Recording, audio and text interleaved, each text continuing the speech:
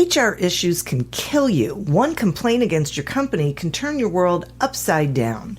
And you spend way too much time dealing with HR when you should be spending your time on making a profit. You should talk to Bambi. With Bambi, get access to your own dedicated U.S.-based HR manager starting at just $99 per month. They get to know you and your business while providing HR expertise and the personal touch you need and want. They're available by phone, email, and real-time chat, so onboarding and terminations run smoothly.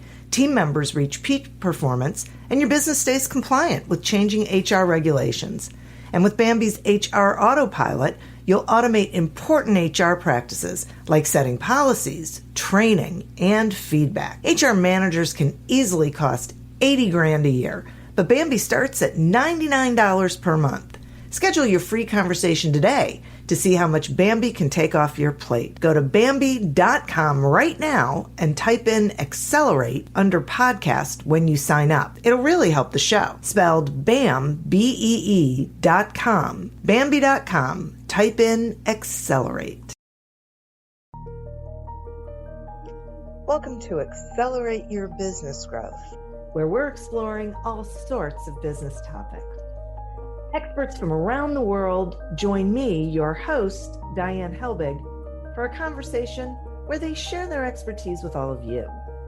Take what you need when you need it.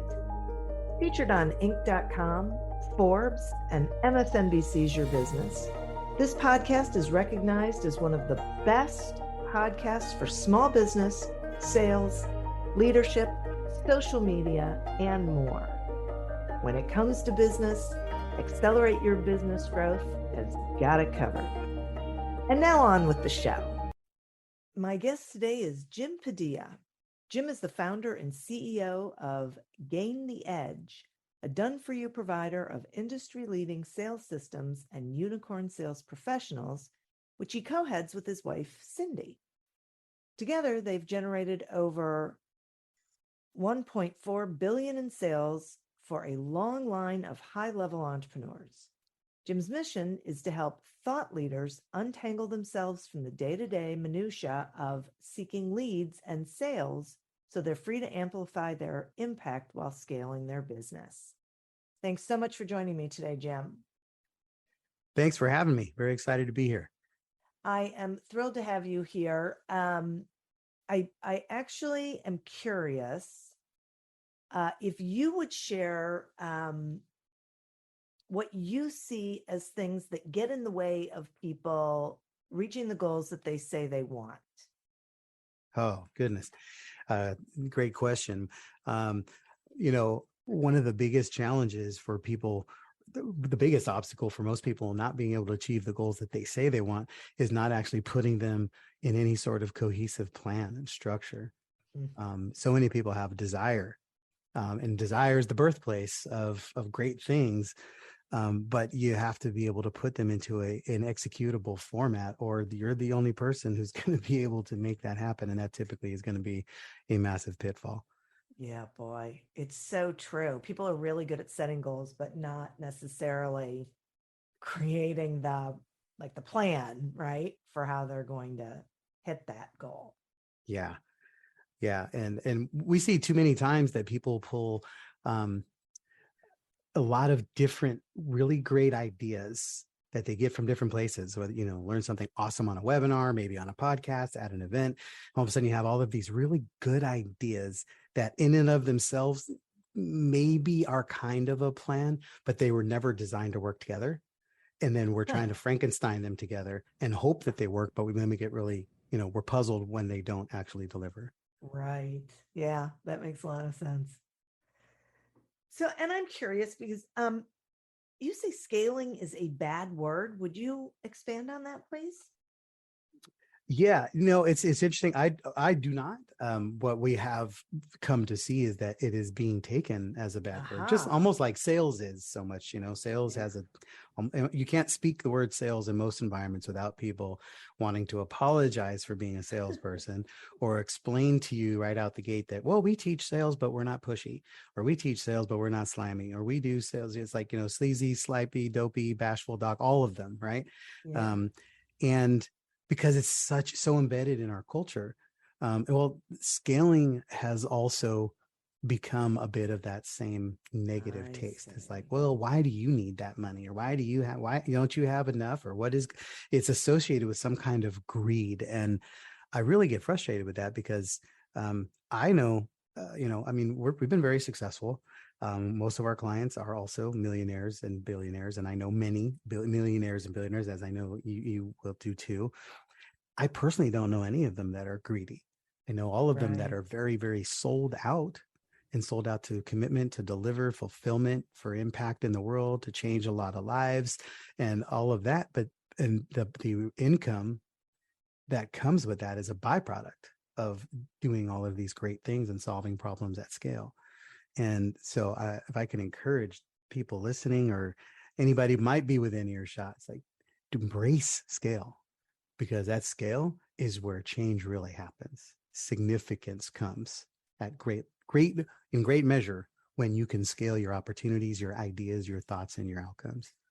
So it sounds like you think that people are uh, um, sort of stepping back from trying to scale because they think it's going to be seen in a bad way. You know, I don't know how much of a sports fan you are, but there's, recently, I mean, the Golden State Warriors just won a recent NBA championship, and there's a player named Draymond Green, who I personally get very frustrated with. He annoys me. But he's one of those guys that everybody else hates him. All the Warriors fans love him because Yeah. he's a necessary evil for them to win, but he is an irritant. And I think scaling works the same way in that it's easy to throw rocks at it when you don't have it. But when Mm. you've got it, you're like, oh, yeah, this is how it works. And I think people just are afraid of what they don't know. And it's easier to label it bad so that the way they have justification for not having it on their own. Yeah, right. Okay, that makes sense to me. Where would you say people are spending their time on revenue generation that maybe they shouldn't be spending time? Well, I mean, a simple, easy answer is they shouldn't be spending their time with revenue generation where it's not getting them any revenue. Um, but I mean, I think that might be What does that overstating. look like? Well, it's trying the latest fad. When somebody said, hey, you need to Ah, do this webinar strategy, and you're doing it every week but you're not getting clients, or they yeah. said, hey, try this offer strategy, and then you're just beating it to death but it's not working. Again, you have to make sure that the strategy you're implementing, people ask me all the time, because we do so much at scale and volume, that we see everything. And people say, well, is this strategy still working? Do launches still work? Are live events still really the good path? Are webinars still a good thing? And my answer is always the same. Everything works and everything doesn't work. It's Yeah. what is the most optimal strategy for you that's going to lead your ideal clients who have the problem you solve, who are ready to invest at the level that you want them to invest at, and what works in that moment. Because the only thing you'll know for a fact is that it works there. It might work somewhere else, but you don't know that until you put it into play. And anybody who's teaching another strategy, all they know is that strategy worked for them. And too many times we start taking this in and go, wow, that was an incredible webinar strategy. I'm going to do that. But do you know who they were offering it to? Do you know why they were offering it? Do you know when it worked? Do you know how it worked? Under what consistent framework did it deliver the results? And, if they ran it in the beginning part of the month, did it work the same as if they ran it at the end of the month? Right? You have to ask a lot of questions, and you need to get those answers. So, don't just take somebody's strategy and input, get to the bottom of why did that strategy work? Why did they implement it at all? Boy, I think that is so valuable because this really is what people are doing. They're falling into the latest and greatest thing that sounds like, it's going to be the game changer, and not really, thinking it through with whether it really makes sense for them at this point in time. Yeah. So, we always ask ourselves, we debrief every single campaign we do. And you have to ask yourselves questions every time you do something. You have to say, why am I doing this? Does this work? How do I know it works? And I know that sounds simple and mundane, but if you can't answer how you know this worked, then you need to dig in, because if you got a great result and you don't know how that result came, you have absolutely no prayer of replicating that great result. Yeah, right. Right. Yeah, So huge. you always need to be digging into that and thinking and wondering and then testing the outcomes. Anytime you're unsure, test it. Don't turn your questions to somebody else who may or may not have input. Just put it to your own audience, test it, and you will now have direct feedback called an outcome. I love that. And what do you think about this current environment that we're in? Is it, do you think it's good for growth? Is it challenging? What are you seeing out there? I think the current environment is soil for incredible life-changing greatness. I was unfortunate enough to be unprepared for 2008. I was in mortgage at the time. I was making a lot of money, putting people in a lot of bad loans and all that stuff. And when things hit, I didn't have a plan B. I didn't have a strategy, and we got caught with our pants down. We had to foreclose on a couple of homes, bankrupt, all of that, start from scratch. And at the same time, there were more millionaires being born in that time period from 2008 to 2010, 12 than have ever been made in the history of the world. Because when there are troubled times, there are nothing but opportunities to solve new and greater problems. And we are now approaching that same time. And when we can look around and say, okay, what are the problems that people have that I know I can solve? Where can I step up and step out as somebody who people can go to as a source of solution for information, for the right, even if sometimes it's just the right amount of confidence to know that you can keep moving forward. You are a valuable asset to the people who are seeking your solution. And believe me, there are people who are praying for what you have right now. You are an answer to their prayers. And the only thing is, you cannot retreat. You can't look at these uncertain times and retreat and wait for a sign of something great to occur. You need to be that sign. You need to go on offense. Don't circle the wagons and just hold on to it and let it slip through your hands day by day. Go on offense and be the confidence bearer that people are seeking. One of my favorite quotes is David Starr Jordan. It says, "The world stands aside and lets pass any man who clearly knows where he is going." And that's, clearly any man or woman. But the part that I add on to that is they set aside and let you pass, and then they get in behind you and follow. Right. Wow. When you are moving on purpose because you know where you're going and you know you can bring a solution, you have an attractive air about you that people just want. Right. And you will. Go ahead. Yeah, I would say it's just, it delivers, and it crosses sections. You might be powerfully confident in the fact that you can deliver an amazing outcome with finance. Well, if somebody has a question about real estate, and it may not be finance, but they believe in your level of confidence to help them find a solution, you will still get people who reach out to you for assistance simply because they believe that you have supreme confidence to be able to help them find their own. Hey friends, this is Jim Knight, former 21-year Hard Rock executive turned best-selling author and top 10 keynote speaker. And I'm Brant Menswar, former frontman of Hollywood's most dangerous band turned top 10 motivational speaker and best-selling author. We host the how-to podcast Thoughts That Rock, where we talk to rock stars, athletes, CEOs, astronauts, and even next-door neighbors who share their expertise and opinions.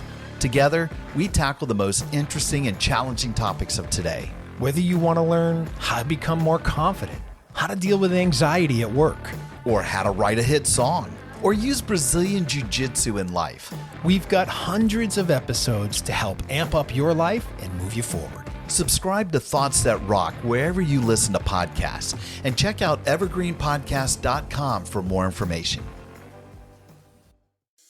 Hi, I'm Christina Yerling Biro, host of the podcast Pop Culture Confidential. Join me as I go way behind the scenes with some of the most influential people in entertainment and media. Hear actors such as Succession's Brian Cox talk about his favorite characters to play. There always has to be a mystery. The audience have to be in a situation where they want to know what's going on. Meet studio execs like Pixar chief Pete Docter and learn his secret on how he makes us cry. Emotion is our first language. And so many others who are defining popular culture, from Obama speechwriter David Litt to Top Chef host Padma Lakshmi. We don't often think about food politically, or we don't want to, but it really is. Join me. Search for Pop Culture Confidential wherever you get your podcasts. Okay. So I love this idea. It does add a question for me. Okay. Which is, how much time do you think people need to get to know someone, to trust them on that level? Well, the speed of trust is a real thing. I mean, connection happens in a moment. Trust is in the ability to provide. If you can give people a reason to say, look, here's something I'm going to show you, and you can do it and it works immediately, you've instantly gained a measure of trust, right? The thing that we do have to be real understanding about, right, is that when people are in uncertain times, whatever they lacked in the ability to trust is only going to be exacerbated. Yeah. If people have fears and anxieties and doubts, you can count on those to be at least 2x, maybe 10x in times like this, which means you can't just be good at digging them out of their piles of denial. You have to be impeccable and world-class. You have to be consistent. We started using a term that I've called love, loyalty, and lift. That if you have to show extreme measures of love in an environment like this, because people need to feel like you actually care about them and the problems that they're experiencing. Loyalty, they need to see that if you said you're going to be around, that you got to be around. Sometimes they might register for something and not show up.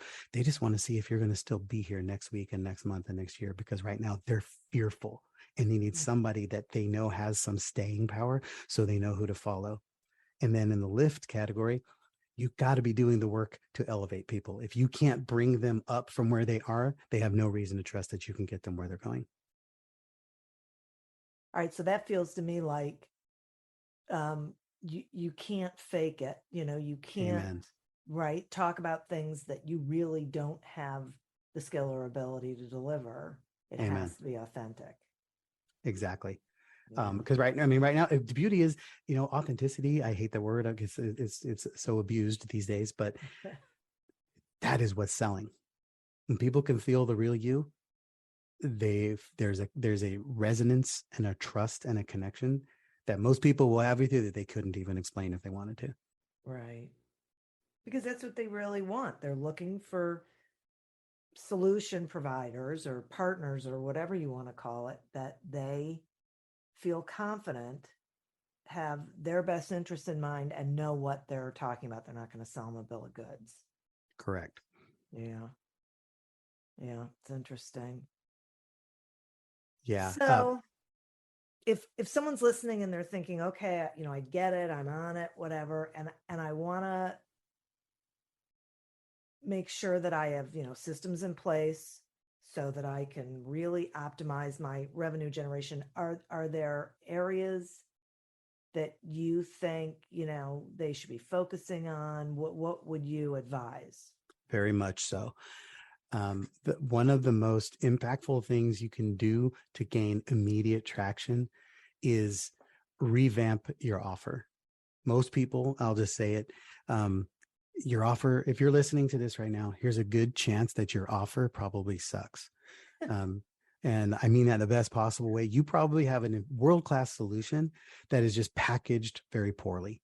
And if you're the only person who can sell it as the founder, or it requires rock star salesperson to sell it, it's a bad offer, right? You want something that an average salesperson can sell consistently and predictably. And if your bank account is usually the evidence of whether this offer is actually crushing it or not. So you need an offer that can be simplified and compelling. Okay. Next, you need a bleeding neck problem to solve. Who's the ideal avatar, and what's the bleeding neck problem? Bleeding neck problem can't be something that is near or sort of or kind of. You can't, if you have a sore neck, how many times do you jump in the car and go to the hospital because your neck is sore? Not very often, right? But when your neck is bleeding, you got a little bit of a gusher coming out, sorry, forgive the term, the visual, but you're getting in the hospital or you're calling the paramedics. You're doing something to get solution there because you're going to die if you don't. Right. That's a bleeding neck problem. And no matter what business you're in, it doesn't matter what you're selling or offering, your solution has a bleeding neck version of it, which is the center of the bullseye. And when you can tap into the people who have the greatest amount of pain and gushing blood, those are the people who are going to show up. They don't need you to do a song and dance for them. They need you to be crystal clear that you can actually solve the problem. And then they want you to get out of their way and let you help them solve the problem. If you have to do 25 touch points and all this stuff to dance and make magic happen for people, it's because it's not crystal clear. You haven't tapped into the person who's got the pain so deep that you are the immediate and ready solution for it, right? So when you can do those things simply, right, and create a prospect journey that makes it simple and easy and evident that they're in the right place and they're taking the right steps towards solving that problem. When they get on a phone call with you or somebody on your sales team, it's usually just about matching them with the right solution, not about convincing them that they need to buy something. Right. So what do you think gets in the way of that? It feels to me like if we're not really speaking to that avatar, then what are we doing? What do we think we're, who do we think we're talking to, or what are we doing that is creating a situation where we're not being heard?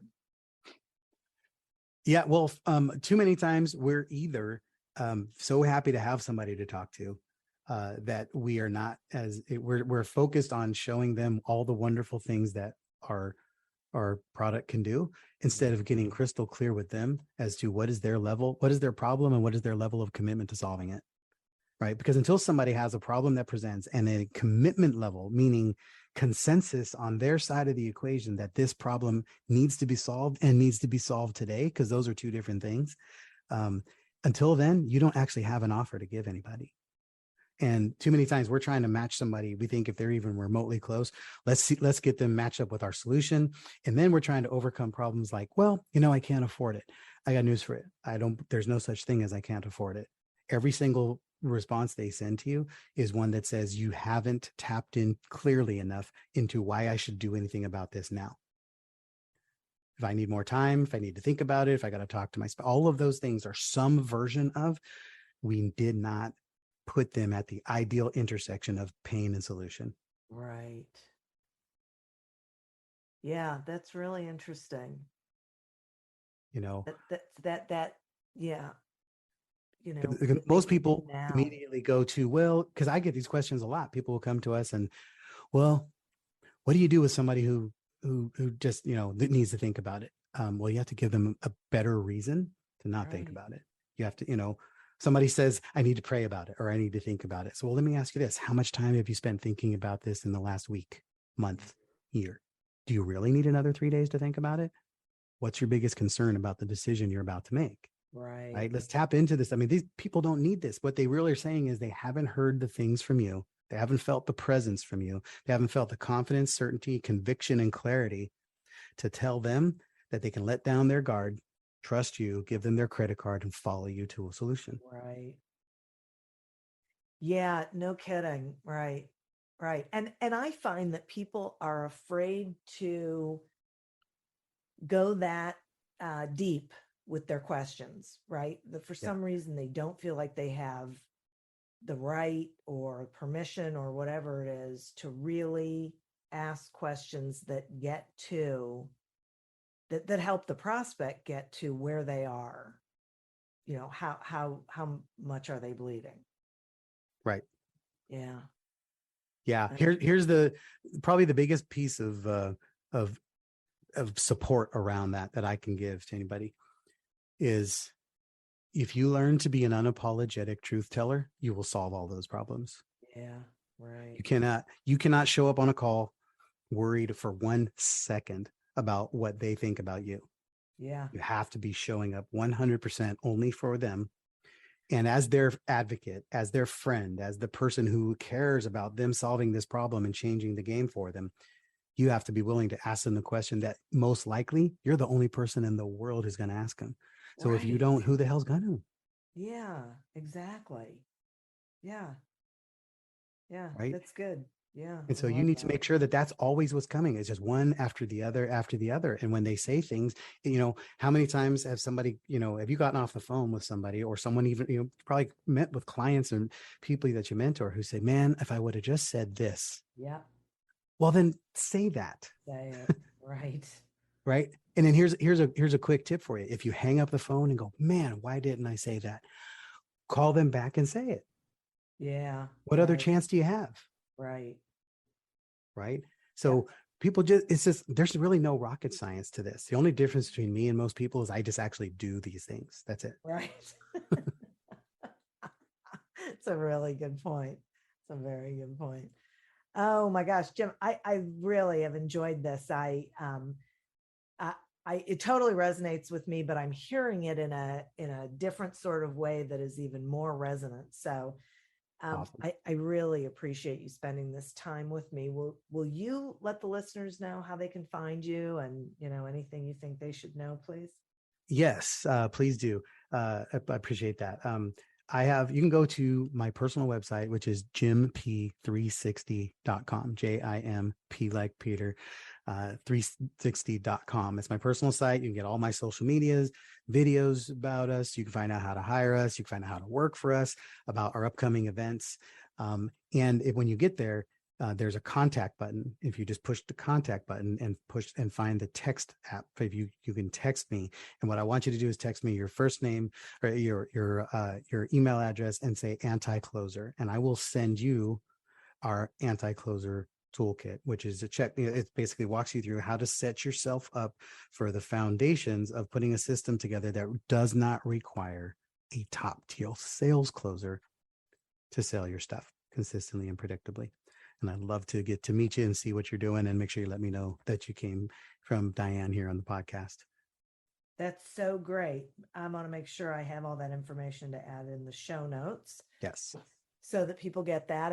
And once again, thank you so much. And listeners, thank you. You are who we're doing this for. Thank you for tuning in to this episode of Accelerate Your Business Growth, a production of Evergreen Podcasts. Discover more episodes of this podcast and explore others at evergreenpodcast.com. As always, continue to prosper and be curious. And if you're looking to get your sales strategy headed in the right direction, pick up a copy of Succeed Without Selling on Amazon or wherever books are sold. Until we meet again on another episode of Accelerate Your Business Growth, goodbye and good day. Hey there, I'm Sue Borison. And I'm Stephanie Silverman. If you're the parent of a teenager or a teacher, or maybe just someone who vividly remembers how challenging those awkward in-between years can be, well, we're here to save the day with our podcast, Your Team with Sue and Steph, the go-to source for guidance on raising tweens and teens. From behind-the-scenes info on college admissions. I'm so passionate about science and research, but if you really didn't do anything about it, they're not really going to believe you. To tactical advice on surviving middle school and high school. If my mom, who's smart and awesome, could have friend drama and be okay, then I also will be okay. And raising your children to be upstanders. The words of feeling are critical because they help push a child to be able to act. Sue and I are by your side and ready to help you navigate this crazy world, one episode at a time. Listen to Your Team with Sue and Steph wherever you get your podcasts or at evergreenpodcast.com. We can't wait for you to join us. Hi, I'm Christina Yerling-Biro, host of the podcast Pop Culture Confidential. Join me as I go way behind the scenes with some of the most influential people in entertainment and media. Hear actors such as Succession's Brian Cox talk about his favorite characters to play. There always has to be a mystery. The audience have to be in a situation where they want to know what's going on. Meet studio execs like Pixar chief Pete Docter and learn his secret on how he makes us cry. Emotion is our first language. And so many others who are defining popular culture, from Obama speechwriter David Litt to Top Chef host Padma Lakshmi. We don't often think about food politically, or we don't want to, but it really is. Join me, Search for Pop Culture Confidential wherever you get your podcasts.